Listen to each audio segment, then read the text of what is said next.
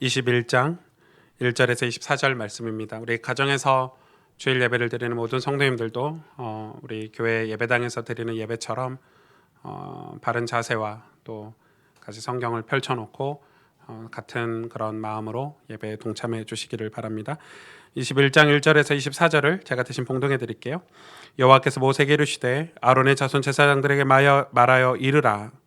그의 백성 중에서 죽은 자를 만짐으로 말미암아 스스로를 더럽히지 말려니와 그의 살붙인 그의 어머니나 그의 아버지나 그의 아들이나 그의 딸이나 그의 형제나 출가하지 아니한 처녀인 그의 자매로 말미암아서는 몸을 더럽힐 수 있느니라. 제사장은 그의 백성의 어른인즉 자신을 더럽혀 속되게 하지 말지니라.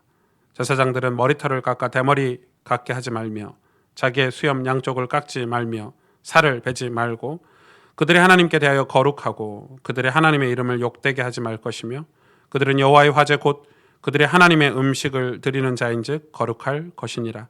그들은 부정한 창녀나 이혼당한 여인을 취하지 말지니 이는 그가 여호와 하나님께 거룩함이니라. 너는 그를 거룩히 여기라. 그는 내 하나님의 음식을 드림이니라. 너는 그를 거룩히 여기라. 너희를 거룩하게 하는 나 여호와는 거룩함이니라. 어떤 제사장의 딸이든지 행음하여 자신을 속되게 하면 그의 아버지를 속되게 함이니 그를 불사를 지니라. 자기의 형제 중 관유로 부음을 받고 위임되어 그 예복을 입은 대제사장은 그의 머리를 풀지 말며 그의 옷을 찢지 말며 어떤 시체든지 가까이 하지 말지니 그의 부모로 말미암아서도 더러워지게 하지 말며 그 성소에서 나오지 말며 그의 하나님의 성소를 속되게 하지 말라. 이는 하나님께서 성별하신 관유가 그 위에 있음이니라. 나는 여호와이니라. 그는 처녀를 데려다가 아내를 삼을지니 과부나 이혼당한 여자나 창녀짓을 하는 더러운 여인을 취하지 말고 자기 백성 중에서 처녀를 취하여 아내를 삼아 그의 자손이 그의 백성 중에서 속되게 하지 말지니 나는 그를 거룩하게 하는 여호와임이니라. 여호와께서 모세에게 말씀하여 이르시되 아론에게 말하여 이르라. 누구든지 너의 자손 중 대대로 육체에 흠이 있는 자는 그 하나님의 음식을 드리려고 가까이 오지 못할 것이니라. 누구든지 흠이 있는 자는 가까이 하지 못할지니 곧 맹인이나 다리 저는 자나 코가 불안정한 자나 지체가 더한 자나 발 부러진 자나 손 부러진 자나 등 굽은 자나 키 못 자란 자나 눈에 백막이 있는 자나 습진이나 버짐이 있는 자나 고환 상한 자나 제사장 아론의 자손 중에 흠이 있는 자는 나와 여호와께 화제를 드리지 못할지니 그는 흠이 있은즉 나와서 그의 하나님께 음식을 드리지 못하느니라.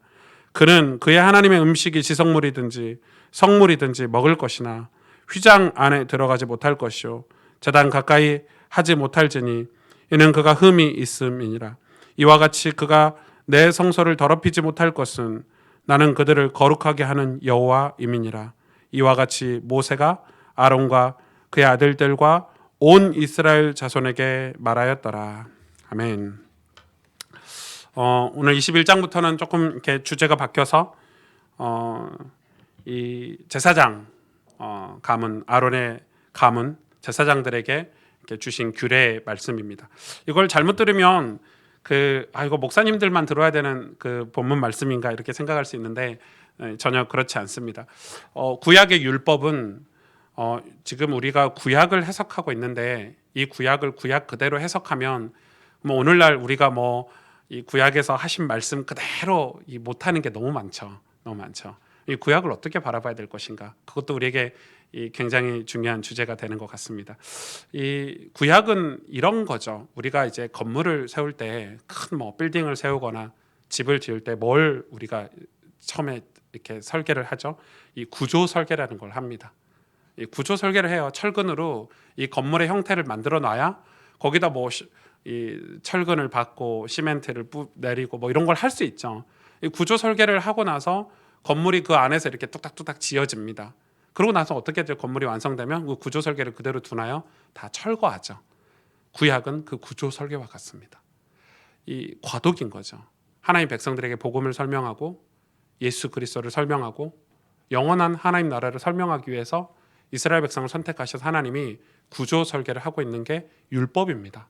율법이 필요 없진 않죠. 굉장히 중요하죠. 그러나 율법을 붙잡고 살면 안 되죠. 그래서 이 구약을 해석할 때는 반드시 신약을 통해서 해석을 해야 되고 예수 그리스도를 통해서 해석을 해야 이게 구약의 이해가 되는 겁니다. 그럼 목사님 신약을 설교하지 왜 구약을 설교하십니까? 이게 저에게 물어보신 분이 계시더라고요. 네, 이 뼈대 우리가 원래 본질을 설교를 하지 않으면 사실 신약이 이해가 안 되는 게 굉장히 많습니다. 그래서 이제 제가 구약과 신약을 적절하게 균형을 맞춰서 제가 설교를 하고 있는 것이니까 여러분 그걸 가지고 오늘 말씀을 확인해야 됩니다. 구약의 제사장 그러면 우리는 구약 제사장 목사 이렇게 생각할 수 있죠. 목사만 그럼 깨끗하면 되네. 목사만 거룩하면 되네. 여러분 그런 거 맞죠? 목사가 이런 거 되게 많죠. 뭐 여러분은 막 술 먹으시면서 이게 목사가 술 한잔 하면 목사가 이런 거 있잖아요. 그죠? 여러분은 막 횡단보도 막 건너시면서 이게 목사가 건너면은 저희 조카들도 삼촌 이러면서 목사가 건너면 되고 지네들은 건너가고 이러더라고요. 그러니까 되게 이제 이중적인데 맞아요. 그러나 지도자들이나 목사들이 한국 교회는 특히 조금 도덕적일 필요는 있어요. 그거는 제가 인정을 하고 받아들여야 되고 그러나 신약에 와서 이 제사장에 관해서는 완전히 달라졌죠. 그래서 우리가 그걸 이 만인 제사장설 그리고 전 성도의 제사장직 뭐 이런 신학적인 용어를 사용했죠. 하나님 그렇게 말씀하셨어요. 베드로전서 1장 1절에서 9절에 보니까 특히 9절에 보니까 그러나 너희는 택하신 족속이요 왕 같은 제사장들이요 거룩한 나라요 그의 소유된 백성이니 이는 너희를 어두운 데서 불러내어 그의 기이한 빛에 들어가게 하신 이의 아름다운 덕을 선포하게 하려 하심이라. 너희가 전에는 백성이 아니더니 이제는 하나님의 백성이요 전에는 긍휼을 얻지 못하였더니 이제는 긍휼을 얻은 자니라. 그 말이 무슨 말이에요?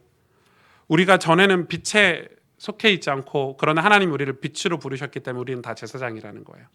신약에 와서는 우리가 다 제사장의 직분을 감당하고 있는 거예요. 그럼 우리가 어디에 무슨 제사장이냐? 여러분 가정의 제사장이 되셔야 되고 여러분 삶의 처소에서 제사장 역할을 하셔야 되는 거예요. 여러분 직장에서 여러분 인생 가운데 우리는 제사장의 직무를 감당을 해야 되는 거예요. 요즘 가정이 왜 무너지죠? 제사장의 역할을 하는 사람이 없기 때문에 하나님을 만나게 해주고 우리의 죄악을 하나님 앞으로 가서 회개하게 해주고 그들을 위로하고 하나님 말씀을 전달할 제사장이 없기 때문에 우리 사회가 왜 이렇게 병들어가죠?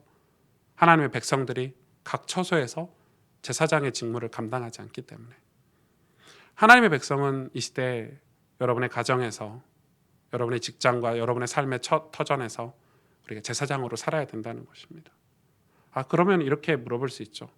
내가 죄인인데 나 같은 사람이 어떻게 제사장이 될 수 있어요?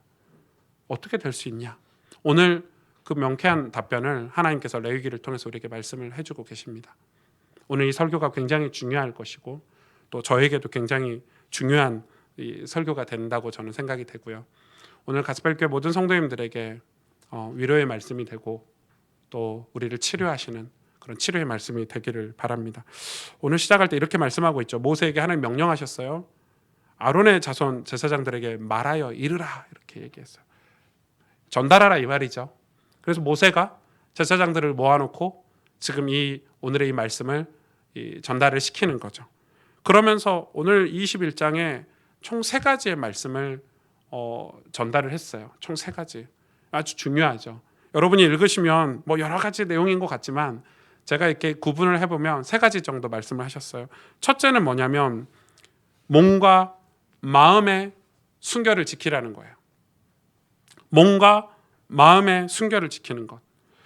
오늘 그 몸과 마음의 순결을 지키라면서 첫 번째 얘기하신 게 죽은 사체를 만지지 말라고 했죠. 너희는 백성 중에 죽은 자를 만짐으로 말미암아 스스로를 더럽히지 말려니와 이렇게 얘기하고 있어요. 죽은 사체를 만지는 거를 이제 이 몸과 마음의 순결을 지키는 거에 첫 번째로 이유를 두셨어요. 이거는 그러면 우리가 죽은 사체를 만지면 안 될까요? 무조건 만지면 안 되는가요? 지금 이 구약에 특히 이제 막 성경이 시작되는 그런 이스라엘 백성이 이제 이 교회가 되기 전이 모습이죠. 그러니까 아주 고대 근동 지방인데 그 당시에 가장 더러운 게 바로 사람의 시체. 왜냐하면 그 당시에는 사람의 시체를 처리할 능력이 없었어요. 지금은 완전히 달라요, 문화가. 지금은 사람의 시체를 사람이 죽고 나면 깨끗하게 관리하는 어떤 시스템이 다 갖춰졌어요. 병원도 있죠. 그죠? 약품도 훌륭하죠. 문제가 되지 않아요. 그러나 그때는 이 사람의 시체, 사체를 어떻게 할 수 없었어요. 너무 더러웠죠. 이게 썩고 이거를 그냥 뭐 땅에 묻어두고 썩고 진동하고 뭐 이런 거였기 때문에 그 당시 고대 근동 지방에 가장 부정한 것을 상징하는 게 뭐였냐면 죽은 사체였어요. 동물 죽은 사체, 사람 죽은 사체.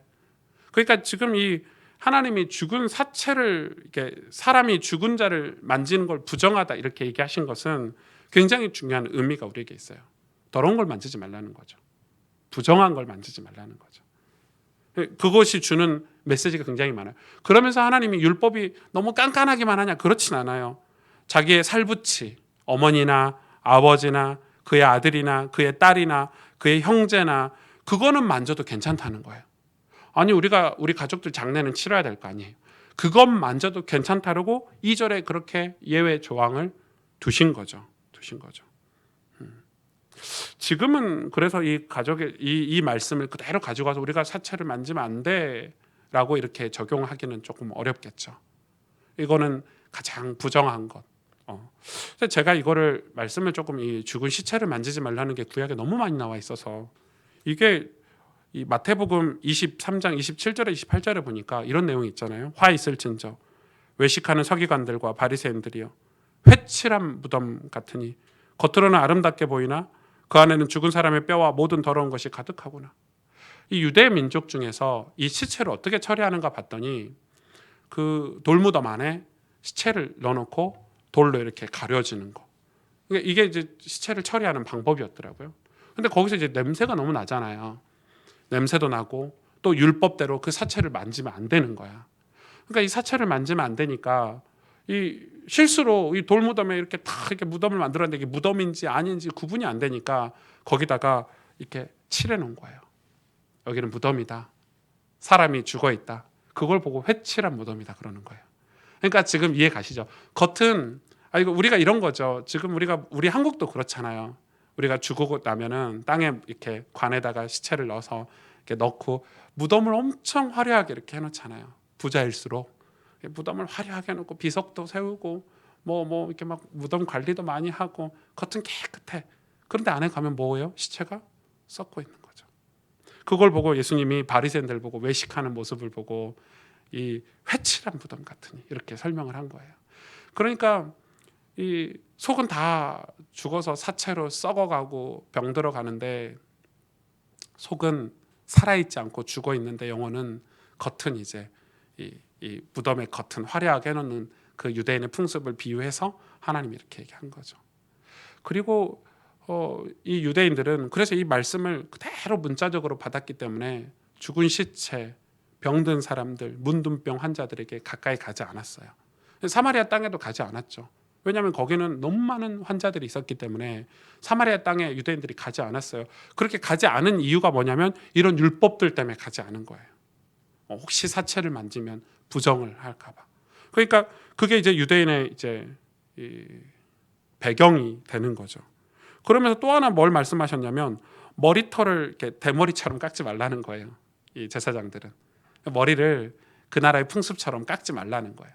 지금 여러분 이 정통 유대인들 보면 머리를 남자들이 이렇게 길게 계속 기르는 사람들이 있어요. 그건 이 율법대로 머리를 안 깎는 거예요. 그러니까 유대인들 중에서도 머리를 긴 사람들은 다 뭐죠? 랍비들이죠. 이 제사장이다 자기들이 생각하는 사람들이 머리를 이렇게 기른단 말이에요. 그러니까 이 머리를 자르지 말라라. 이게 무슨 뭘 의미할까요? 오늘날 우리가 어떻게 이걸 해석을 해야 될까요? 머리를 잘라서 대머리처럼 하지 말라라. 이 말은 이런 게 있는 거예요.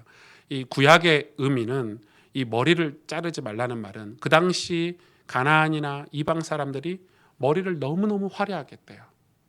대머리처럼 자르기도 하고 머리를 이렇게 치장도 하고. 그러니까 이거를 어떤 신학자는 이렇게 설명을 했어요.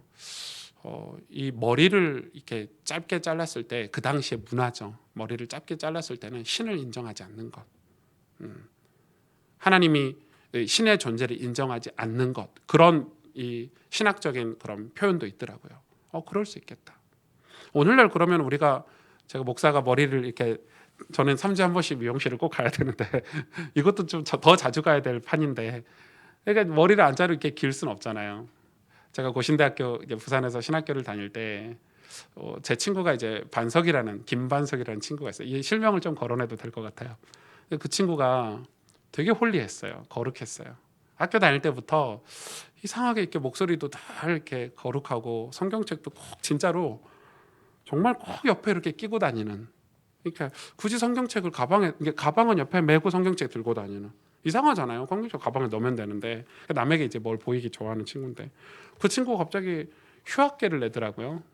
그래서 어딜 갔냐면 무슨 기도원에 가서 한 1년 정도 있다 오겠다 하고 갔다 왔는데, 저희가 1년 뒤에 그 친구가 학교에 왔는데 학교가 난리가 났어요. 학교가 진짜 그 친구 보려고 막 소문이 나. 야, 빨리 와, 빨리 와봐. 반석이 왔어. 이러면서 갔는데 얘가 무슨 도포 같은 걸 입고, 진짜 잊을 수가 없어. 상상이 안 가는데 여러분, 도포 같은 걸 입고 머리를 이렇게 길러가지고 수염을 이렇게 길러가지고 학교에 나타난 거예요. 그래서 그 친구가 이제 왜 이렇게, 우린 친구니까, 제 같은 동기니까 이거 물어봤더니 예수님처럼 되고 싶어서, 예수님을 닮고 싶어서, 자기는 예수님과 같은 이 시대의 더러운 것과 추악한 것과 같이 어울리지 않기 위해서, 거룩하기 위해서 그렇게 했다는 거예요. 그래서 제가 이제 저는 이제 장난을 좋아하거든요. 그래서 제가 바로 얘기했죠. 너 올 때 걸어왔니? 나귀 타고 왔니? 그랬더니 아니, 버스 타고 왔는데. 빨리 머리부터 잘라 가서 지하철 타고 버스 타고 왔대요. 그럼 신식 문명을 받아들이지 않아야지.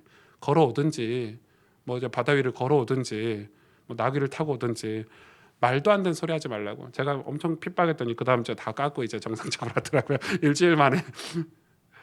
우리가 잘못 적용하면 그렇게 적용할 수 있는 거죠. 고린도전서 3장 16절에 너희는 너희가 하나님의 성전인 것과 하나님의 성령이 너희 안에 계신 거 알지 못하느냐.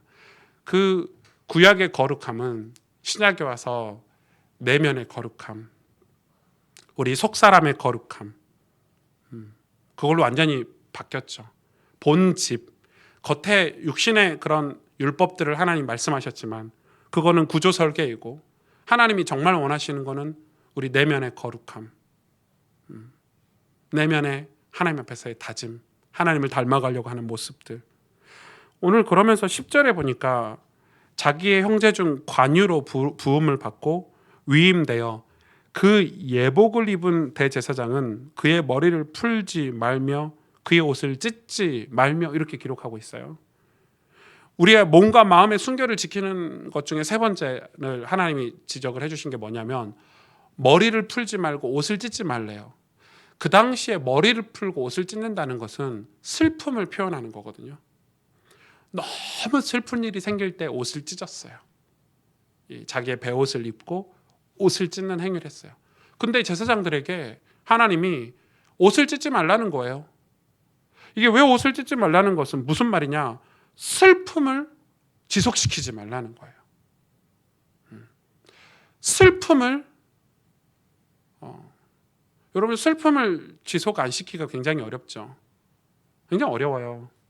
슬픈 일을 겪고 나면 이 슬픔이 계속 우리를, 이거는 뭐하고 우리에게 중요한 내용이냐면 우리의 감정을 컨트롤하라는 거죠.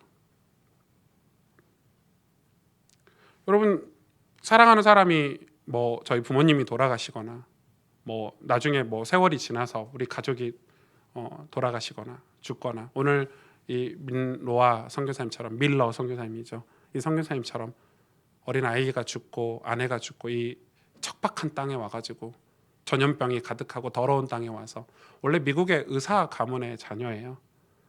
참 신기하죠. 어떻게 예수 믿는 사람이, 그러면 와서 자녀가, 첫째 아이가 죽었으면 저 같으면 본국으로 돌아갔을 건데 둘째가 죽고, 그래도 안 돌아가고, 자기 아내가 죽어도 안 돌아갔어요. 아예 이름을 개명했어요. 이 민로아라고 개명을 하고 찬송가 협회를 만들고, 우리나라, 그리고 충청도 지방에 처음으로 복음을 전한 선교사님이에요. 여러분 지금도 그의 자녀, 그의 아내, 그의 시신이 여기 이 양화진 선교사묘역에 묻혀 있죠. 여러분 시간 되시면 양화진 선교사묘역은 한 번씩 가보시면 좋아요. 이해가 안 가는 거예요. 얼마나 슬플 일이 많겠어요. 사람들이 물어본 거예요. 이 선교사님에게 한국 조선 사람들이 너무 이해가 안 가잖아요.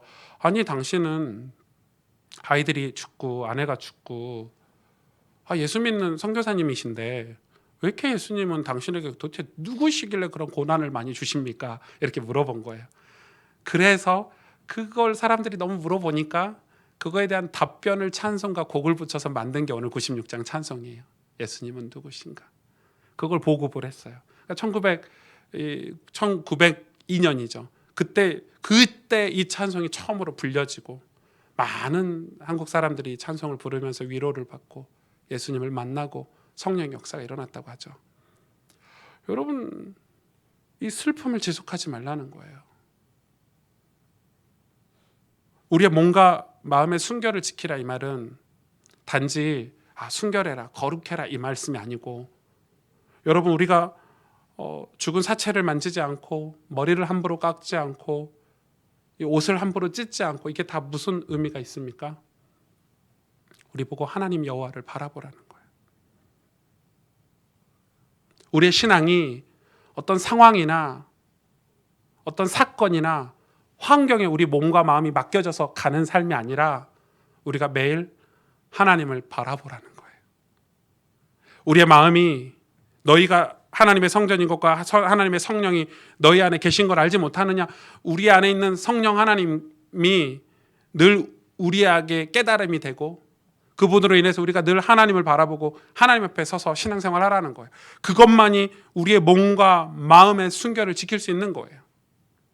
여러분 우리가 아침에 일어나서 하나님을 바라보지 않고 우리가 하루를 마감하고 잠들기 전에 하나님을 의뢰하지 않는 삶을 산다면 우리는 우리를 너무 많이 믿잖아요. 내 지식을 너무 믿고 내 경험을 너무 믿고 내가 세운 계획, 내가 세운 수 이걸 너무 의지하고 믿지만 실상은 우리가 그 인간의 수, 인간의 계획, 인간의 지식, 인간의 경험들이 우리를 살릴 수 있는가요? 우리의 영혼을 소생시킬 수 있는가요? 우리를 새롭게 할 수 있는가요? 그래서 성경은 우리에게 명령하는 거죠. 우리에게 명령하는 거예요. 우리가 하나님을 의뢰하고 바라보라는 거예요. 여러분 우리가 매일 하나님 앞에 하나님을 바라보는 삶을 살 때 우리는 새로워질 수 있죠. 너무 슬픔이 오면 거기에 사로잡히죠. 너무 아픔이 있으면 그 아픔 속에 계속 아픔이 내 삶을 이렇게 주관하게 돼버려요. 나중에 어떻게 되죠? 그게 어떻게 되죠? 중독이 될 수도 있죠. 그래서 우리는 중독되는 것들을 주의해야 돼요. 그래서 왜 기독교 신앙생활을 하면 술, 담배 이런 걸 주의하라고 하고 커피 이런 것도 사실 중독이죠. 물론 몸에 이익되는 부분도 있지만 우리가 뭔가에 중독되는 것을 늘 경계하라고 성경은 얘기하고 있어요. 중독이 되면 헤어나오질 못해요. 그래서 우리가 하나님 앞에서의 신앙생활을 하지 않으면 우리가 하나님을 바라보는 신앙생활을 하지 않으면 뭔가에 중독돼 버리는 거죠. 슬픔에 중독되거나 질투에 중독되거나 남을 미워하는 미움에 중독되거나 그렇죠? 그런 것들이 사로잡히면 시야가 굉장히 좁아지고 나라는 존재가 잃어버려져. 늘 비교하고 살고 늘 남을 원망하고 살고 내 인생 원망하고 살고 그럼 어떻게 돼요? 진짜 내가 해야 될 거 하나님 나에게 주신 축복들을 하나도 찾지 못하고 인생이 끝나버리는 경우가 많아요. 저희 아버지 어머니가 가난하시고 또 배우지도 못하셨지만 그 속에 우리 아버지 어머니 왜 이러시냐, 왜 이렇게 나에게 하나도 도움도 안 되냐 이런 생각에 사로잡혀 살면 늘 저는 또 아버지 어머님 같은 인생을 살아야 될 수도 있어요. 그러나 하나님의 은혜로 나는 이 가정의 제사장을 하나님 불러주셨구나. 나는 하나님께 은혜를 힘입었구나. 그리고 아버지 어머님을 보니까 아버지 어머님 때문에 내가 이 자리에 있는 거구나. 부모님을 공경하는 마음이 생기죠. 시야가 열려요. 그럼 나는 어떻게 살아야 될까? 내가 하나님 앞에 늘 아침에 시편을 한 장을 읽고 저녁에 잠언을 한 장을 읽는 삶을 저는 살고 있는데 그때마다 성경을 읽을 때마다 깨달음이라는 게 있잖아요. 어제 막 화가 났어. 문제가 있어. 막 짜증이 나. 그러나 시편을 읽고 하나님을 바라보니까 그 짜증이 나의 잘못된 것이구나. 회개가 되고 내 영혼이 새로워지고. 여러분, 이런 삶이 없으면 우리는 하나님의 백성이 이 땅에 제사장의 삶을 살지 못한다고 지금 성경은 얘기하고 있는 거예요. 우리가 가정의 제사장이 되고 우리 직장에 내가 제사장이 될 수 있는 것은 우리가 하나님을 바라보지 않고 절대 제사장의 삶을 살 수 없다. 그래, 여러분, 이 몸과 마음의 순결을 지켜야 돼요. 이건 굉장히 중요하죠. 그리고 두 번째, 7절에서 9절에 보면 이 가정에 관한 메시지가 나오죠. 결혼을 어떻게 해라, 제사장은. 뭐 이렇게 해라, 저렇게 해라, 이런 말씀이 나와요. 이거는 여러분 뭘 얘기하고 있죠? 이 단지 이 제사장이 결혼식 할 때 처녀하고 결혼해라, 뭐 이런 얘기가 나오는데, 저는 지금 오늘날 그런 목사들이 뭐 꼭 처녀하고만 결혼해야 되냐, 그렇진 않다고 봐요. 그거는 이 구약 시대 주시는 메시지인 거예요. 왜냐하면 그 당시 가나안 땅의 그 종교는 엄청 더러웠어요. 음란하고 쾌락이 난무했어요. 그러니까 이거는 단지 실제적인 우리의 그런 결혼을 이야기했다기보다는 그거에 대한 상징적인 의미로 오늘날 받아들여야 돼요. 그래서 뭘 우리가 중요하게 생각을 해야 되냐면 우리 가정의 신앙을 지키라는 거예요. 가정을 지키라는 거죠. 그래서 여러분, 신약에 와서도 목사, 장로, 권사, 기름 부음 받은 자들의 세울 때 항상 이 거론하는 게 뭐죠? 가정이었어요. 이 사람이 가정에서 존경받는지, 가정을 잘 보살피는지, 가정을 잘 돌보는지, 그게 하나님이 교회 지도자를 세우시는 기준 중에 하나였어요. 목사님들이, 목회자들이 가정을 팽개치고 사역을 한다, 저는 옳지 않다고 생각해요. 우리가 사역을 많이 하면 대역사가 일어나는가요? 제가 요즘 고민하고 기도하고 제가 이 역사의 교회에서 일어났던 부흥의 때를 공부를 하고 있는데, 교회가 많은 사역을 하고 훌륭한 목사님들이 많이 났을 때 우리가 흔히 말하는 부흥, 그죠? 영적인 각성운동 뭐 이런 것들이 일어났을까요? 아니었더라고요. 교회가 재정이 많고 돈이 많아서 정치적으로 힘을 얻고 사회에 많은 사역을 했을 때 여러분, 하나님이 기뻐하셔서 그 시대에 많은 영혼들이 돌아오고 회개하고 부흥의 역사가 일어났을 것 같지만 아니에요. 중세 교회가 타락했다고 그러는데 그때 교회가 제일 막강했죠. 제일 막강했잖아요. 국가 권력보다 더 힘이 셌었어요, 로마 교황청이. 그런데 하나님 보실 땐 그 시기를 어둠의 시기라고 지정해 놓으셨죠. 지금도 그래요. 지금 한국 교회는 굉장히 많은 사회 운동을 하고, 교회들이 대형 교회가 많다 보니까 남들 볼 때 이야, 막 몇 억씩 헌금도 하고 막 뭐 복지도 많이 하고. 그러나 여러분, 우리가 느끼고 있잖아요. 과연 하나님이 지금을 부흥했다라고 말할 수 있을까? 언제 부흥의 때가 있었냐면 하나님의 백성들이, 목회자들이 그 어려움 속에서, 그 가난하고 병들고 말로 다 할 수 없는 그런 슬픔 가운데 하나님의 은혜를 구하기 위해서 엎드려 기도할 때, 놀랍죠. 배우지 못하고 힘이 없는 사람들이, 우리 한국도 그렇잖아요. 우리 초창기 때 우리 권사님들, 우리 장로님들 그 전 세대 10리길 20리길 아이들 등에 들쳐 업고 손에 아이들 데리고 새벽 예배 가신다고, 부흥회 간다고 할 때, 한글도 모르고 글도 모르고 노동하고 일할 때, 그 가정에 예수 믿는다고 핍박할 때, 그때 어떻게 기도했어요? 하나님, 우리 가족 구원해 주세요. 하나님, 우리 자녀들 예수 믿게 해주세요. 그렇게 기도할 때 뭐가 있었죠? 성령의 역사가 있었고 부흥이 있었죠. 교회사도 그걸 증명하더라고요. 그 말은 무슨 말이냐? 우리가 많은 사역을 밖에서 하는 퍼포먼스적인 사역을 많이 하는 게 중요한 게 아니라 우리 가정을 지키고 내가 있는 내 삶 속에서 신앙을 지키는 것. 하나님 그렇게 15절에 그래서 말씀하고 있잖아요. 그의 자손이 그의 백성 중에서 속되게 하지 말지니, 이렇게 하나님이 얘기하는 거예요. 그의 자손이 그의 백성 중에서 속되게 하지 말지니 자녀들의 신앙을 지키라는 거예요. 이 신앙이 가정의 신앙을 지키는데 그 가정의 신앙을 지키는 것, 그게 자녀들의 신앙까지 지키라는 거예요. 오늘날 와서 이 제사장에게 주신 메시지는 굉장히 중요해요. 저는 사실 이 지점이 굉장히 고민스럽고 어려운 것 같아요. 뭐 자칫 잘못하면 목사가 집에 팔불출처럼 집사람 와이프 눈치나 보고 뭐 우리 그런 말 하잖아요. 목사님들이 메시지 할 때 그래요. 꼭 자기 아내하고 손잡고 어디 다니고 뭐 목사가 능력 없는 목사가 꼭 그런 식으로 이렇게 살리고 하기도 하고, 저는 손 한 번 잘 못 잡거든요. 와이프가 잡아주셔야 잡는 게 손이니까 그렇게 하기도 하는데, 어떤 면은 한국교회가 목회자 이미지가 굉장히 잘못되지 않았나. 배울 만한 목회자의 가정이 없어요. 사역은 되게 훌륭하셔. 이야, 막 큰 목회자가 됐어. 그런데 가정, 그의 자녀들, 우리 많이 생각해 봐야 돼요. 여러분, 가정이 살지 않으면 교회가 살지 못해요.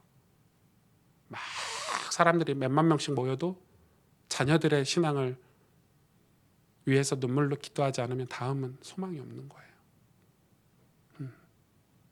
그래서 오늘 제사장들에게 하나님 주신 규례예요. 가정의 신앙을 지키라고 하시는 거예요. 여러분, 우리는 우리의 가정을 두고 눈물로 기도해야 되지 않겠습니까? 하나님이 하셔야 되는 일이잖아요. 그리고 세 번째, 이 아론의 자손 제사장들에게 말하여 이르라 하는 거 세 번째가 뭐냐면 16절에서 23절에 나와 있는 거죠. 뭐에 대해서 얘기하고 있죠? 16절부터 23절에 관해서 누구는 이 흠이 있는 자는 제사장을 못한다는 거예요. 무슨 흠입니까? 맹인, 다리 저는 자, 코가 불안정한 자, 발 부러진 자, 손 부러진 자, 등 굽은 자, 키가 못 자란 자. 키가 못 자란 자에서 좀 이렇게 낙심되신 분이 계실 것 같은데, 눈에 백막이 있는 자, 습진이나 버진이 있고 고환이 상한 자, 이런 자는 뭐가 못 된다고요? 하나님 앞에 가서 제사를 못 드린다. 그 말은 제사장이 될 수 없다, 이렇게 얘기하고 있는 거예요. 저는 이 부분을 보고, 이거 어떻게 보면 그 당시에 장애인데, 장애잖아요. 신체 장애자들이 제사장은 될 수 없다. 그런데 하나님은 이 신체 장애자들이 제사장은 될 수 없지만 하나님 앞에 제사는 드릴 수 있다. 그러니까 다시 말해서 이 구원은 받을 수 있다, 이렇게 표현을 해놓으셨단 말이에요. 하나님 예외를 두셨는데, 그러나 지도자, 제사장, 남의 죄를 대신해서 이 하나님 앞에 제사를 드려주는 그 제사장의 직분, 지도자의 역할은 할 수 없다라고 못 박아두셨어요. 여러분, 이건 상식적으로 좀 일리가 있잖아요. 여러분, 몸이 다리가 절고 있는데 어떻게 제사를 치를 수 있겠어요? 여러분, 이건 상식적인 거예요. 이거는 장애우에 대한 어떤 편견이 아니라, 이건 편견이 아니에요. 장애 있는 사람이 제사장의 역할을 못한다라는 이 구약의 아주 단순한 메시지이기도 하지만, 저는 여기서 중요한 메시지가 우리에게 있다고 생각해요. 건강한 삶을 지켜야 되는 거. 제가 아파 보니까, 제가 아프고 몸이 건강하지 못하니까 마음이 힘들더라고요. 마음이 힘들면 어떻게 되죠? 제가 목사의 삶을 살 수가 없어요. 여러분, 제가 눈이 찔려가지고 제가 눈 때문에 작년 한 해 되게 고생을 많이 했는데, 눈이 앞이 안 보이니까 짜증이 얼마나 나는지. 여러분, 이게 눈이 아프면 되게 신경이 거슬리더라고요. 짜증나고, 집사람한테 짜증내고, 아이한테 짜증내고, 눈이 안 보이니까 책도 못 보죠. 이게 아프니까 하루 종일 누워 있어야 되죠. 눈 하나만 아파도 사람 마음이 그렇게 힘든데, 그러니까 그러면 목사의 역할을 당연히 못 하는 거예요. 제가 처음으로 눈이 아파가지고 주일날 설교를 못 했잖아요. 그런 거죠. 그래서 뭐라고 이 이야기를 하냐면 건강하라는 거예요. 제사장들은 건강하라는 거예요. 여러분이 가정의 제사장이 되고 사회 제사장이 되기 위해서는 이 건강한 삶을 지키라는 거예요. 근데 이게 구약에서는 이 육신의 건강을 이 구조 설계로 시작을 하셨지만, 신약에 와서는 뭐에 대해서 설명하고 있죠?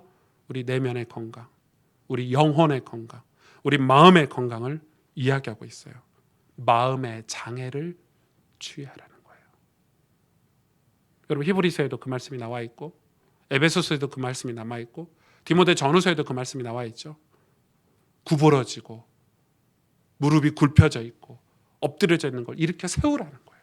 우리 마음의 장애를 일으켜 세우라는 거예요. 슬퍼하고 있고 누군가를 미워하고 있고 질투하고 있고 비교하고 있는 너희의 마음을 일으켜 세우지 않으면 우린 제사장의 삶을 못 사는 거예요. 굉장히 중요한 메시지예요. 육신의 건강도 중요하지만 우리의 마음의 건강은 훨씬 더 중요해요. 목사님들이 마음이 건강하지 않으면 어떻게 될까요? 우리 리더들이, 교회 중요한 중직자들이, 장로님, 권사님들이 마음이 병들어 있으면 어떻게 되죠? 그게 전부 영향이 가요. 자녀들에게 영향이 가고 교회에 영향이 가고 제가 사역하는 거에 다 영향이 가요. 마음이 장애가 있으면 그렇단 말이에요. 마음에 장애가 있으면 뭐예요? 회칠한 무덤인 거예요. 겉은 멀쩡한데 회칠한 무덤인 거예요.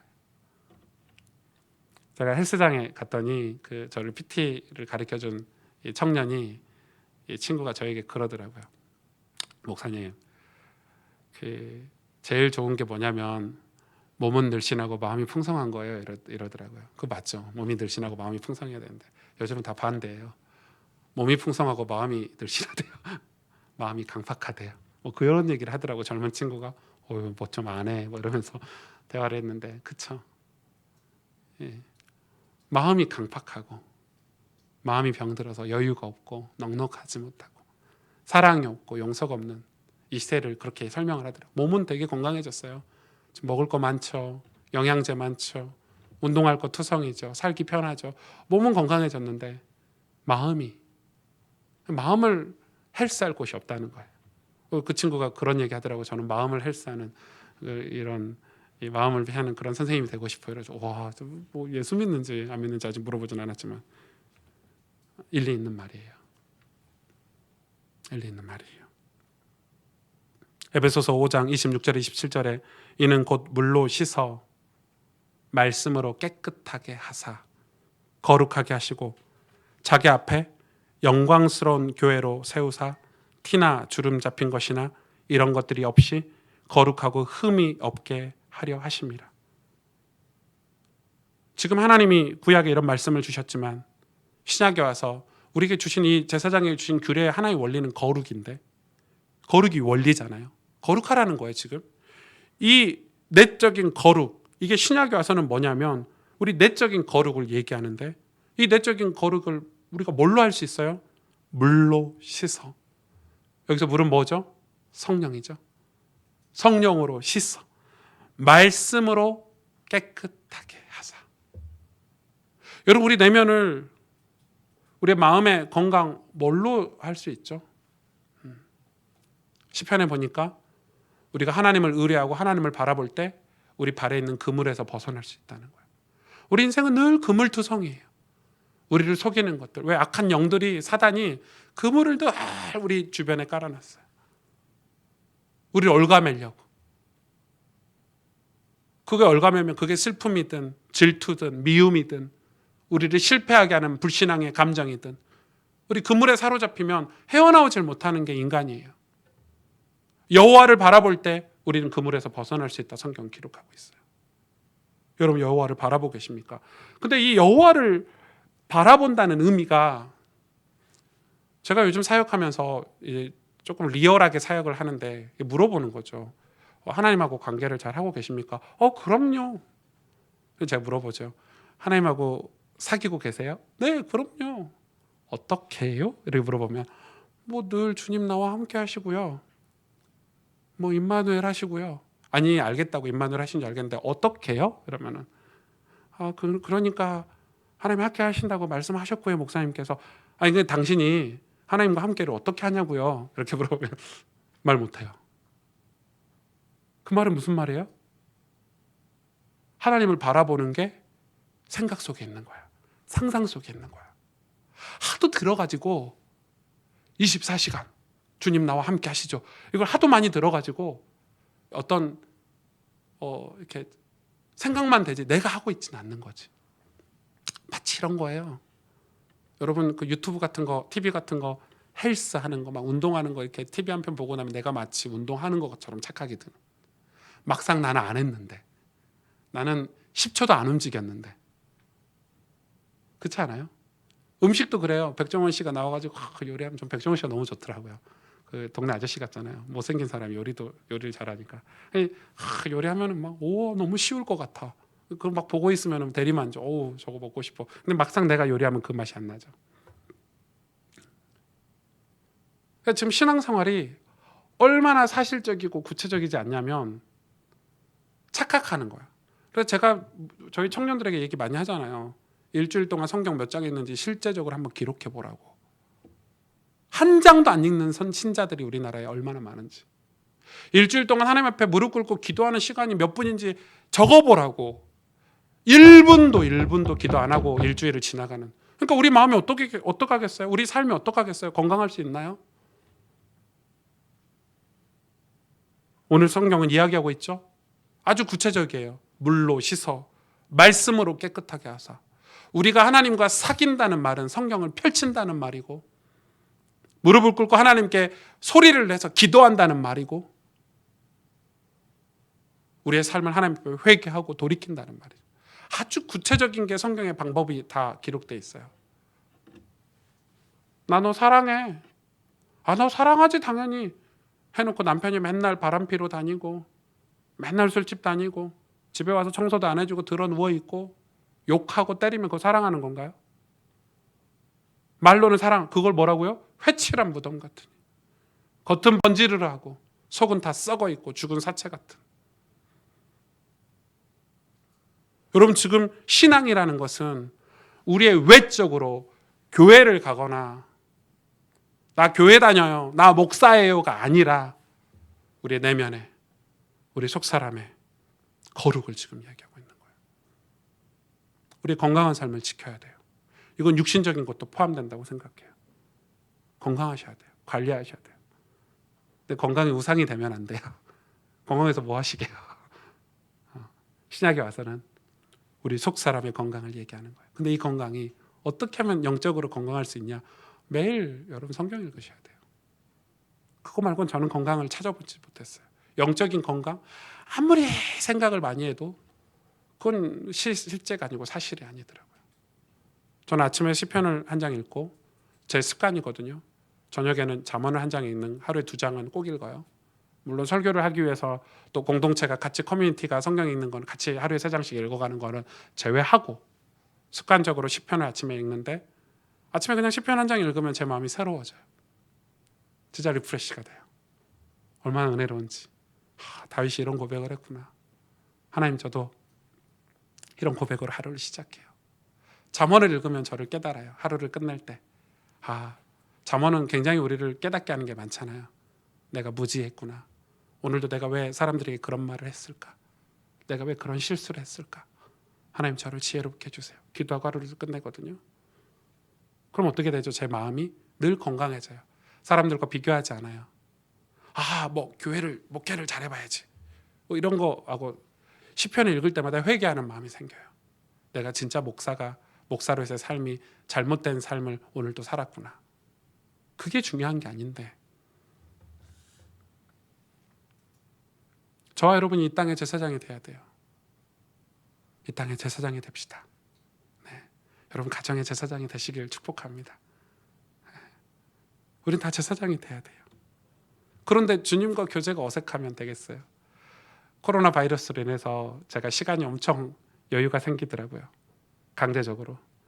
그러니까 제가 시간이 많으니까 제가 무슨 마음이 들었냐면, 여러분한테 금식을 선포하고 기도해야지, 성경 읽어야지, 내가 주님과 친밀하게 교제해야지, 이런 마음을 먹었어요. 막상 주님 앞에 가가지고 딱 이렇게 무릎 꿇고 친밀하게 주님과 교제하려고 하는데 어색하더라고요. 왜 어색하냐면, 제가 바쁠 때는 어떻게 바빴냐면 하루에 잠 3시간 4시간밖에 못 자고 바빴거든요.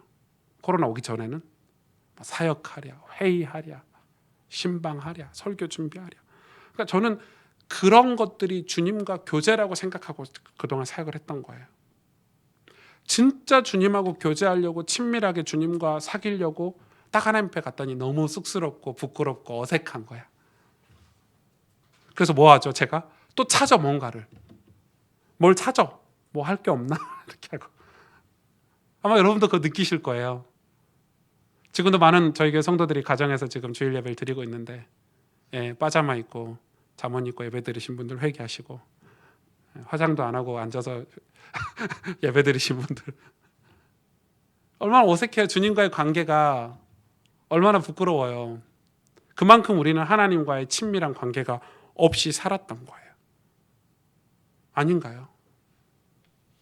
교회 다니고 신앙이 좋은 것처럼 착각은 하고 있었지만 막상 주님과 친밀하게 교제하고 관계하는 게 없는 거예요. 없는 거예요. 그걸 여러분 느끼셔야 돼요. 주님과 얼마나 친밀하신가요? 얼마나 주님과 가까우신가요? 그걸 위해서 하나님이 이 구조 설계를 먼저 해주신 거예요. 너희 나하고 가까워지려면 부정한 거 만지지 마. 가정의 신앙을 지켜야 돼. 건강한 삶을 지켜야 돼. 이렇게 말씀해 주시는 거예요. 신앙생활은 불편함이 있어야 돼요. 어제도 저희 교회 청년들 결혼에 주례하면서 제가 말씀했어요. 부부 사이에도 불편한 게 있어야 돼요. 맞죠? 건강하게 살려면 불편한 게 있어야 돼요. 나가서 뛰어야 되고 걸어야 되고 좋은 음식 찾아서 먹어야 돼요. 우리 가정을 지키기 위해서는 불편해야 돼요. 남자들도 좀 불편해야 돼요.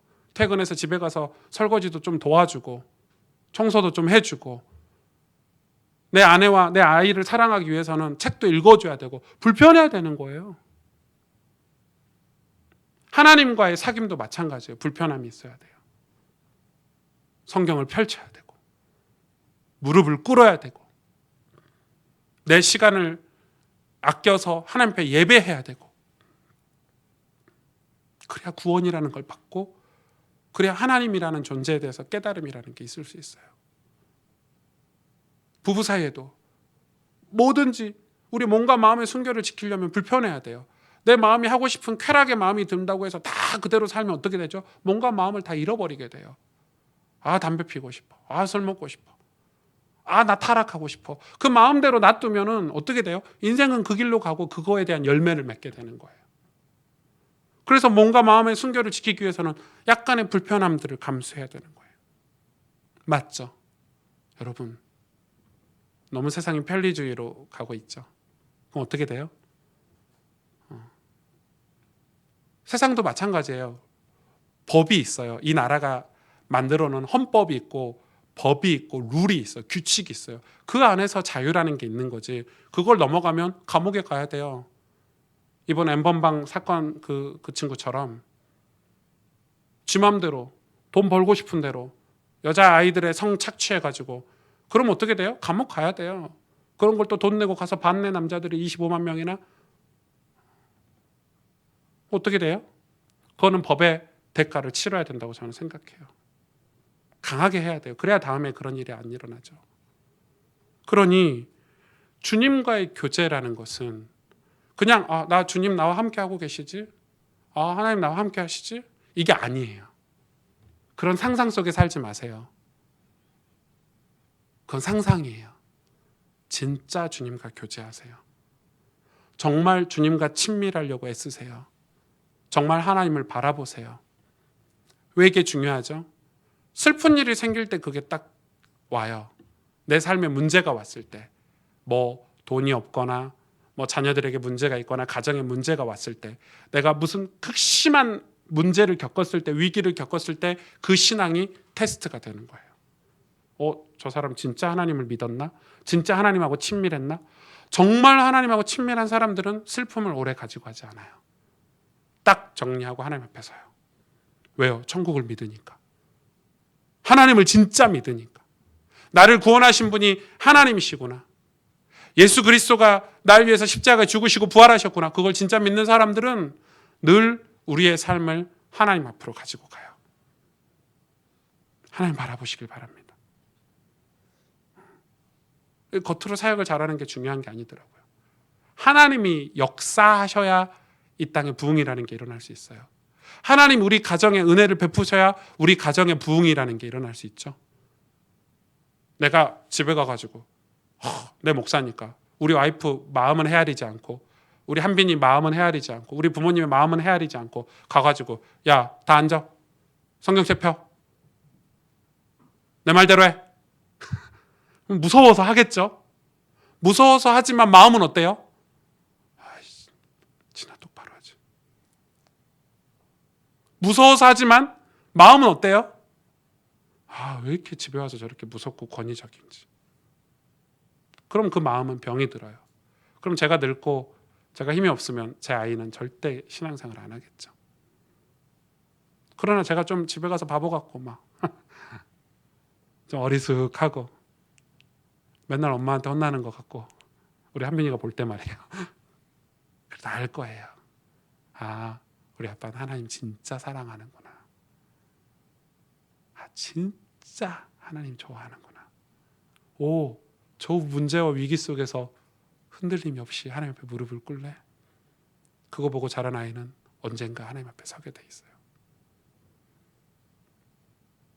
요한일서 1장 6절에서 10절에 만일 우리가 하나님과 사귐이 있다 하고 어둠에 행하면 거짓말을 하고 진리를 행하지 아니함이거니와 그가 빛 가운데 계신 것 같이 우리도 빛 가운데 행하면 우리가 서로 사귐이 있고 그 아들 예수의 피가 우리를 모든 죄에서 깨끗하게 하실 것이요 만일 우리가 죄가 없다고 말하면 스스로 속이고 또 진리가 우리 속에 있지 아니할 것이요 만일 우리가 우리 죄를 자백하면 그는 미쁘시고 의로우사 우리 죄를 사하시며 우리를 모든 불의에서 깨끗하게 하실 것이요 만일 우리가 범죄하지 아니하였다 하면 하나님은 하나님을 거짓말하는 이로 만드시는 것이니 또한 그의 말씀이 우리 속에 있지 아니하니라.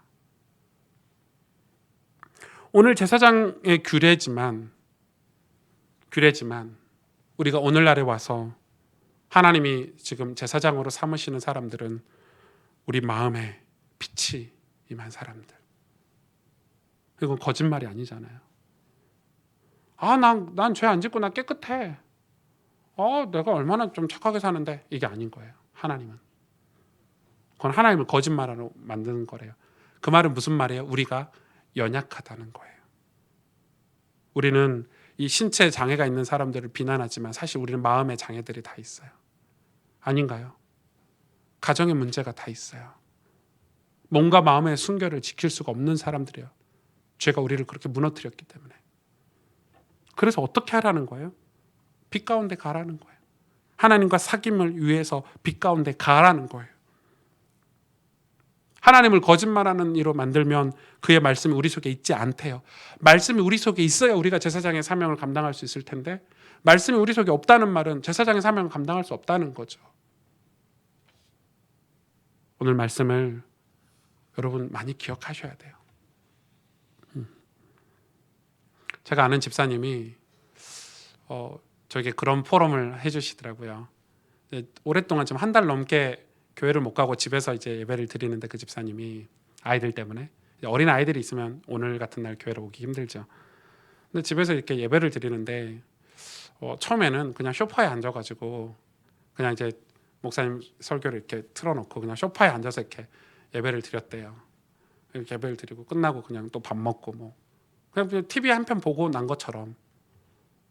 그런데 어느 날 보니까 우리 아이들이 누워서 예배 드리고 장난치고 또 자기도 그런 모습을 딱 발견하고 예배 드릴 때 딱 그 식탁 의자를 교회 예배당처럼 이렇게 딱 세팅을 하고 그리고 예배 전에 자기가 나가서 이 양복을 딱 입고 옷을 주일날 교회 가듯이 옷을 입고 이 예배 시작 전에 우리 가족들을 모아놓고 찬양을 하나 부르고 예배가 시작됐을 때 우리 교회에서 찬양할 때 교회에서 손 들듯이 자기도 손을 들고 찬양을 하고 목사님 말씀하시면 아멘이라고 소리를 내고 그러면 되게 가식적으로 보일 수 있죠. 아빠가 예배가 끝나고 나서 자녀들에게 두 아이의 자녀 아빠인데 자녀들에게 이렇게 꼭 안아주면서 해준 얘기가 무슨 제가 그 얘기가 너무 감동스럽더라고요. 뭐라고 얘기를 하냐면 아이들에게 얘들아 하나님이 우리의 예배를 우리가 하나님께 예배는 드리는 거란다. 예배하는 게 아니야. 예배를 드리는 거야. 하나님께 드리는 거야. 근데 예배를 드리는데 뭘 드리는 거지? 우리의 마음을 드리는 거야. 마음을 드리고 싶은데 우리 마음을 드리는 게 표현이 돼야 되겠어? 안 돼야 되겠어? 아이들이 표현이 돼야 되겠죠? 그래. 그래서 내가 아멘이라고 한 거고 손을 든 거란다. 너희들이 누군가를 사랑할 때 선물을 주고 편지를 쓰듯이 우리 예배는 그렇게 하나님께 사랑을 표현하는 거야. 이렇게 설명해 줬다고 저한테 이제 얘기를 해주는 거예요. 오, 되게 좋은 방법이다. 되게 좋은 그런 포럼이다. 제가 너무 감동이 되더라고요. 그러니까 가정에서 주일 예배를 드리지만 그 예배 속에서 하나님의 임재가 있고 하나님의 은혜가 있고, 여러분 우리는 지금 제사장으로 우리가 이 땅에서 살아야 되는데 뭘 놓쳤을까요? 사역을 놓쳤을까요? 목사가 지금 사역을 어떻게 해야 되냐, 교회 시스템이 어때야 되냐, 우리 프로그램이 어때야 되냐, 그걸 놓쳤을까요? 그건 너무 끝내줘요. 지금 한국 교회처럼 프로그램이 끝내주는 시대는 없어요. 역사상 가장 끝내줄 거예요. 얼마나 잘하는지. 그런데 뭐가 임하지 않죠? 부흥이 임하지 않아요. 회개가 없고 변화가 없어요. 너무 좋은데 너무 우리 살기는 편리하고 우리의 삶은 너무 윤택해지고 있는데 뭐는 없죠? 은혜가 없어요. 은혜가 없어요. 은혜가 없어요. 우린 제사장의 사명을 잘 못하고 있는 거죠. 겉으로는 너무 많은 사역들을 하고 있는데 하나님 앞에 엎드려 기도하는 목사가 없고 중직자가 없고 하나님을 바라보는 성도가 없고, 그리고 우리 가정에서는 점차 신앙을 잃어버려 가고 우리 자녀들은 점차 교회를 떠나가고, 세상은 발전되는데 점차 구원받을 길이 사라져가고 예수 믿는 이유가 사라져가고, 그래서 세상이 너무 발전되는 게 꼭 좋은 것만 아닌 것 같아요. 너무 발전되고 살기 편하면은 예수 안 믿어도 돼, 이게 생기니까. 저주죠. 세상이 발전되는 게 저주예요. 너무 행복해가지고 예수님 필요 없으면 그 행복은 저주예요. 지옥 가는데 여러분, 벚꽃이 너무 좋아가지고 예수님 없어도 돼 이러면 그 벚꽃은 저주라니까요. 이해가 되십니까? 하나님 살아계시고 우리의 내세가 분명히 있죠. 여러분, 우리가 내면에 우리가 제사장으로서 우리가 회복해야 될 것들 오늘 말씀을 나눴는데 정말 하나님과 사귐이 회복되기를 주의 이름으로 축복합니다. 같이 기도하겠습니다.